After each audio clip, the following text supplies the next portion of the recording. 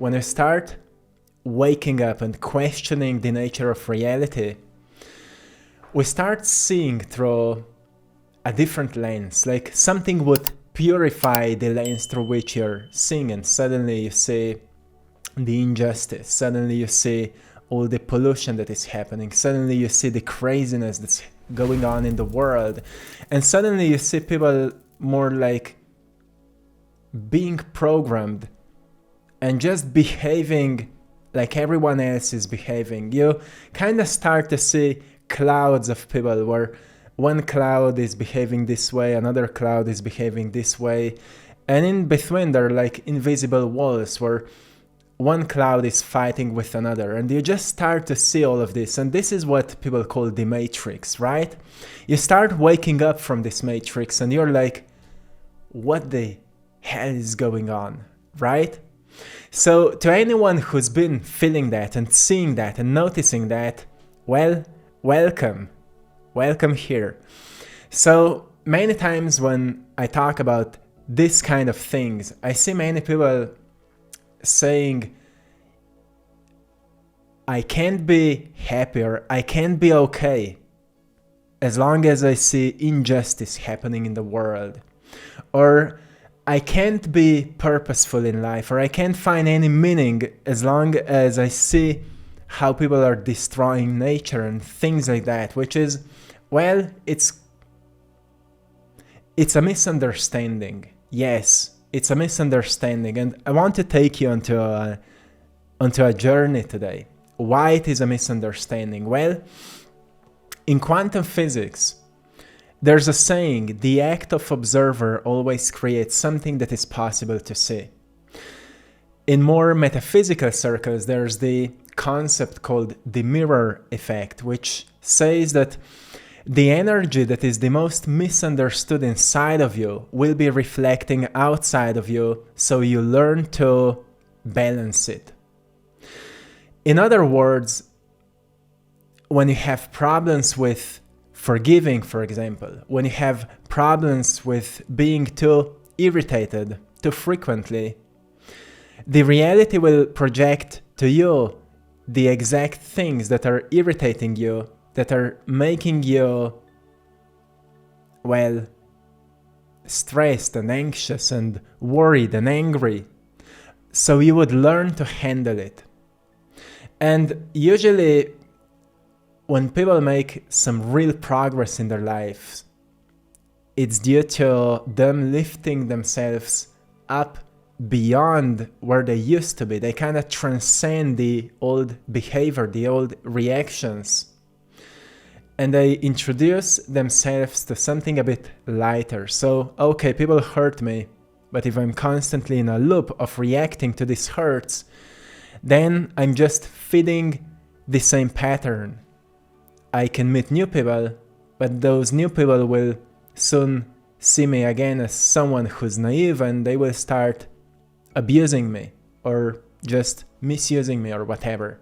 So in order to transcend these patterns, meant that we need to recognize what is missing inside of us, what energy pattern is missing inside of us, so we can be more stable, we can be more grounded, we can be more present, we can be more conscious, we can be stronger. And that's what takes us to archetypes. Psychologists have found out that, if you study the past, you will recognize that certain archetypes are constantly repeating. Doesn't matter in what kind of society or tribe you will go, you will find the same archetypes. And the psychologists have found out that there's 9 different archetypes. And the point of saying that is that we all need to slowly learn to integrate all these 9 different archetypes if we want to feel whole. Those are not man-made constructs. Those are universal energies that manifest in this reality. And once we learn to embrace all these different sides of us, we start to feel whole and complete, and suddenly we don't see injustice happening. We don't see, the pollution happening. I mean, we see it's happening. but you're not a victim of it anymore. You understand this is the old programming, this is the old pattern, the old mechanism. You can fit it by reacting to it, or you can embrace a new path that will lead you to solution-oriented thinking, where you find yourself at places, positions, and circles where your skills, your qualities, your strengths can be needed to improve the situation. And that's when you transcend the old limiting reality for more fulfilling, purposeful, and skill-building oriented reality, where everything gains greater meaning. So the 9 archetypes are the warrior, which means discipline and strength, the king, queen, which means leadership and responsibility, the magician, which means wisdom and transformation, the lover, which means connection and passion, the sage, which means truth and understanding, the trickster, which is humor and rebellion, the caregiver, compassion and service, the explorer, freedom and adventure, and the creator, innovation and expression.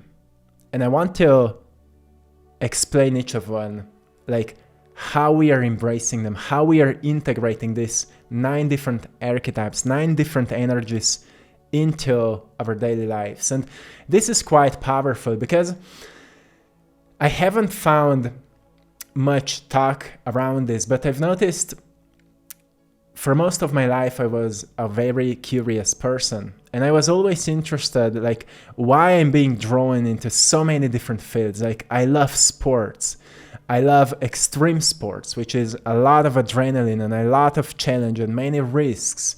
But then at the same time, I'm drawn into philosophy and kind of mysticism. But then at the same time, I'm drawn into more grounded subjects like psychology, psychiatry, and sometimes I like physics. And then at the same time, I'm also drawn into art, into creative expression. And at the same time, I'm a very loving person. I'm learning about compassion and emotional openness. And at the same time, I'm creator, I'm innovative, I love to express new ideas. And at the same time, I love to explore life, to travel, to see what else is possible. And I've noticed, well, this makes me quite a complex person. And well, if you study yourself, you will notice you are complex as well. And the question is only what is missing? Like, what qualities that you need to embrace are missing, that are making your life worse, or that are making you weak in certain areas. So, well, the first thing that's on this journey of awakening that you can say it's over for this old me, it's over for this weak me, is that you start embracing the discomfort. This is the explorer archetype and the sage archetype. The explorer seeks new horizons, embracing uncertainty rather than fearing it, which means that, well, sometimes people feel financially poor, or people feel surrounded with wrong people because they haven't explored new horizons. Like, I know so many rich people in my life, and they haven't become rich because someone gave them money. They became rich because they've started exploring new endeavors, new business opportunities. They went into different countries. They've been studying different people, and they've been trying all kinds of different things until one particular endeavor started blooming. So they've been exploring a lot. They've been embracing uncertainty. They've been taking many big risks. This is the explorer, right? If you're not embracing the explorer inside of you, it means that some areas of your life will feel stagnant, right? So you just need to ask yourself, where am I missing exploration? Is it in studying? Is it in changing habits? Is it in changing the environment? Is it in going into new circles? Like, you can Google where people you would love to meet are hanging. certain web meetings, whatever it is, where you could get yourself into whole new groups of people, where you can meet incredible new opportunities. Like on my art journey, I've actually experienced so many breakthroughs because I've been exploring new fields and meeting new people. And every time I meet new people who are into like investing or who are into art, they share with me new potential ideas for making business with my art. And that is very, very interesting. Then you have the sage, which is still about embracing the discomfort. The sage understands that discomfort is part of wisdom and transformation, right? Sage understands that it must feel discomfortable, because when something feels discomfortable, it means you are in the stage of transformation. Then the question is only, will you go back into the safe zone and stay there, or will you keep pushing into discomfort until you break through? And that's where you learn wisdom. So when you feel lost, remember that this is the path of growth. Instead of resisting, let the explorer and sage within you guide you forward. So recognize inside of you, where is the sage? Where is the sage inside of you? And where is the explorer? And just take some time to reflect on it. Are you neglecting these parts of you? Because those are aspects of you. It's not something you would make up. Those are parts of you that you may be neglecting or feeding. There are people who are extremely too much in just one aspect, like just sage, I'm just sage, and then all other aspects are missing. Or I'm just exploring and they're never grounded. And yeah, again, there's many aspects that is missing. They're maybe drained out, or they're financially broke, or things like that. So we notice where we need to balance ourselves. Then when it comes to magician and sage, again, magician is another archetype of us, which is the one that we usually develop the most when we go into this spiritual seeking journey. Many of you who have started waking up went into spirituality because you wanted to find more peace, you wanted to find real meaning of life, you wanted to find more purpose, and that is a beautiful journey. You've started seeking stillness and inner guidance. The magician knows the true power lies in understanding the unseen forces of life, intuition, energy, and wisdom, right? So this is the magician, lives within you. You can also recognize where that magician lives within you, like what area of your body would represent the magician. Sometimes people would tap into their hearts, sometimes it's their third eye. Doesn't matter. When you notice, okay, I have a magician inside of me, well, then the sage finds clarity in silence beyond the noise of the world, which means that when you balance, okay, I love to meditate, so I can reconnect with my inner peace, then the part of you that is the sage, the wise man, is like, okay, I need to draw from this inner peace, clarity for my life, so I can break through, so I can move forward, right? Sage is like a wise leader, so you must take action with what you discover in quietness. This is another thing that comes to integration.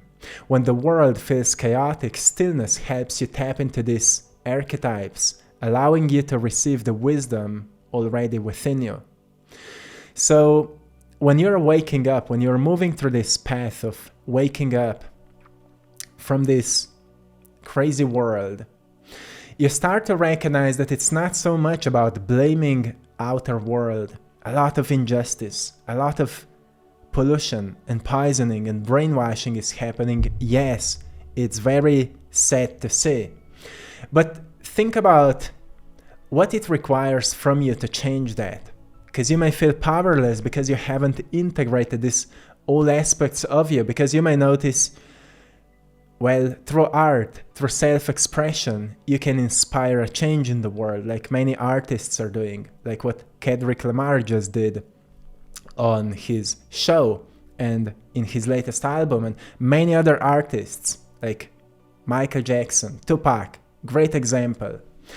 People are inspiring a change. Well, look at the great philosophers. Through deep thinking, we're still talking about them thousands of years later. Think about Jesus. 2,000 years later, we are still inspiring by these movements. We are still inspiring by the examples. And it's same goes for you. When you recognize, when we're doing this kind of self-research and self-integration, tapping deeper into wholeness, we recognize, whoa, the outer world, yes, it is a problem, but problems are here for us to resolve them, right? You can blame the politics, but politics are there because you're feeding them. You're feeding them with your attention, with your money, with your time, right? When you start feeding your purpose, well, your attention goes somewhere else. And then your purpose can lead a change in this world. And this can only be understood to those who are actually doing that. And that's something I aim towards, to inspire others. So then we have kings and queens. Where are kings and queens? And trickster. Yes, kings and queens and trickster. Two powerful archetypes.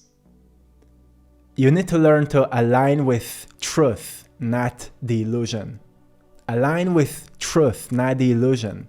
When you understand that this world is an illusion, like I said at the beginning, like Niels Bohr said, everything we call real is made of things that cannot be regarded as real.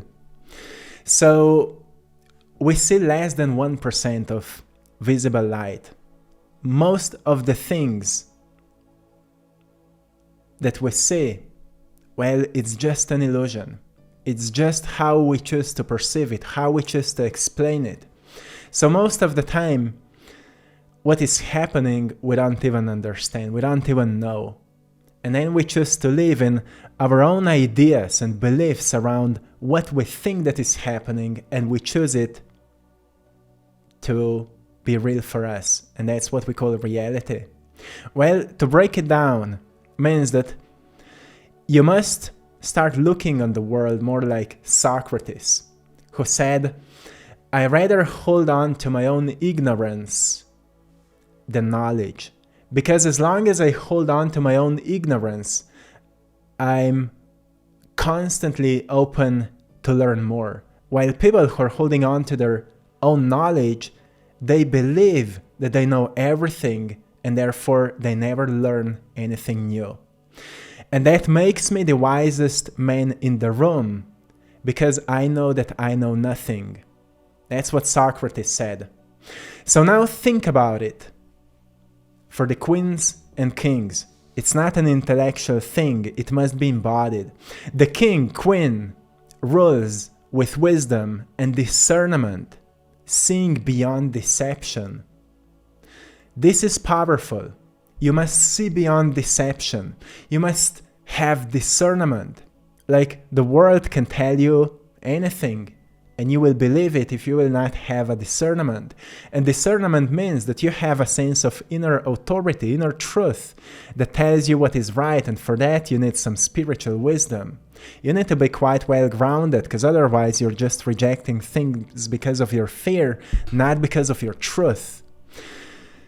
Truth must come out of life, out of aliveness, out of, well, clear understanding, the connection with God, not just some egoistic, selfish reasons. And that's who is the real king, the real queen, right? The one who's connected with God, who has a very soulful discernment and sees beyond deception. This is the archetype many of you are grounding right now and training in your life. So what it means for our daily lives? Well, it means that many times we will be deceived. Many times we will be tricked. Many times we will be scammed. But the reason we are going through it is that we develop a sense of discernment, a sense of a skill to see through illusions. Because people may tell you, well, anything, especially when you go into business. You will see so many people will come to you as a potential client or potential business partner, but not all of them have pure intentions, right? And that's what you learn on your journey. But then there's the trickster, who challenges the falsehoods, using humor and rebellion to expose illusions, right? Artists are so good at that. Movies like The Matrix. This is the trickster. When you show up as, well, a regular person, but then you have a deep, profound wisdom that challenges the narratives, that challenges the dogma and all the old stories and illusions. And this is another archetype that you must ground, because while otherwise the illusion will trick you as it's real. Like the great Maya, the great illusion, nothing is real, right? But you also can't walk around like nothing is real until you know what is real. So to know what is real means that you need to experience the reality. And to experience reality means you have to explore your inner world and outer world. Because there's also a lot of truth outside of you when you experience life and life teaches you lessons. This is another truth that doesn't come just while meditating. It also comes by experiencing the life. And that's something that Buddha found out when he was seeking enlightenment, when he was meditating in a cave. He was fasting, he has lost many weights, but he was still struggling. He was not enlightened until one day he went out of the cave, and by the river he saw a beautiful woman who was, well, I think she was gathering blueberries and dancing around and singing around, and he was amazed, like, I was meditating for weeks or months in a cave, but that woman is just here dancing around and being so much happier than me. And he recognized maybe the key to enlightenment is not just to meditate and to remove yourself from the world's chaos. Maybe it's to fully engage with it and play with it and just be present with it. Not so much in your mind analyzing and overthinking, but just playing with it.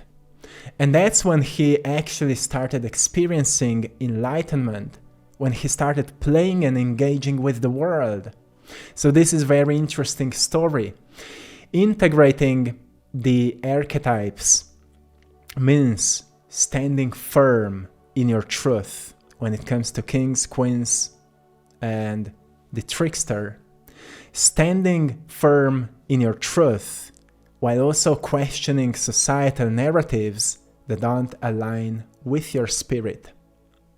Beautiful explanation, right? Questioning anything that doesn't align with your spirit. Not rejecting it, questioning it. Not running away or escaping from it, questioning it and digging deeper into the truth. But again, be balanced. You can't just explore this all day long. You must also engage with it. That's the real exploration. Also, scientist is not just reading books about what he wants to explore. He also needs to go into the lab and then test it. In life, you can't just read about philosophy and meditate on it. You also need to go into the world and explore it, right? Then we have the lover and the creator archetype. Follow what feeds your soul, they say. The lover reminds you to connect deeply with what brings you joy and meaning. What brings you joy and meaning. This is the lover archetype. How frequently are you integrating it? Connecting with this part of you that seeks joy, meaning, doing what brings joy into your life, what brings meaning into your life. This is usually the phase of our lives when we start doing more of what we love. Sometimes people quit their jobs and they start doing something that they're really passionate about. And then there's the creator. The creator expresses the soul's unique gifts and brings ideas into reality. So for me, this phase was when I quitted my job and I've started doing art. That's when I've started embracing the lover and the creator. A beautiful time of my life. And at some point I felt, okay, now it's time to level up. And there was the archetype of a warrior. that I will talk about later, the archetype of a king, and where you're like finding a position where you can thrive, when you find stability, strength, and truth, and build on it, so we can build a house on stone, not on sand, right? So when you feel purposeless, it's often because you're disconnected from the lover and the creator archetype. Reconnect with your passions and creative expression to reignite your inner fire. Wow, powerful, right? So you can say, it's over for me to live purposeless. I just need to engage more with this part of me that experiences joy, so I need to find out what brings joy into my life. And when people say, I don't know what it is, because they are not exploring it, they're mostly just distracting themselves from it. It's easy to go on YouTube and TikTok and Instagram and Threads and all these platforms and lose yourself in it. That's why they say your attention is the greatest currency of this time, because, well, you are paying it, right? You're paying your attention to all these things, and that's why many times we end up broke, energetically, mentally confused.